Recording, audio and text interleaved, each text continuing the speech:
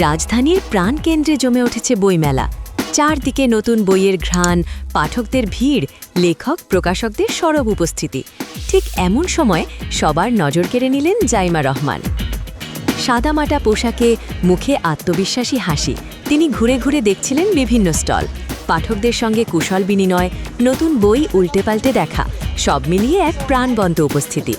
কিন্তু সবচেয়ে বেশি আলোচনায় আসে তার হাতে ধরা একটি বই, চীনা নববর্ষ নিয়ে লেখা বিশেষ প্রকাশনা। চীনা নববর্ষ মানেই ঐতিহ্য, সংস্কৃতি আর নতুন সূচনার বার্তা। সেই বই হাতে নিয়ে জাইমার উপস্থিতি যেন ইঙ্গিত দিচ্ছে, জ্ঞান আর সংস্কৃতির কোনো সীমান্ত নেই।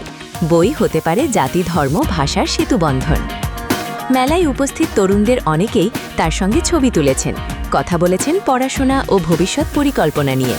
কেউ বলছেন নতুন প্রজন্মের মধ্যে বই পড়ার আগ্রহ বাড়াতে এমন উপস্থিতি গুরুত্বপূর্ণ। আবার কেউ মনে করছেন আন্তর্জাতিক সংস্কৃতি নিয়ে আগ্রহ দেখানো আমাদের দৃষ্টিভঙ্গিকে আরও বিস্তৃত করে। বইমেলা শুধু বই কেনা বেচার জায়গা নয়, এটা ভাবনার মিলন মেলা। আর সেখানে জাইমা রহমানের এই উপস্থিতি যেন তরুণদের জন্য একটি বার্তা, পড়ো, জানো, বিশ্বকে চিনো।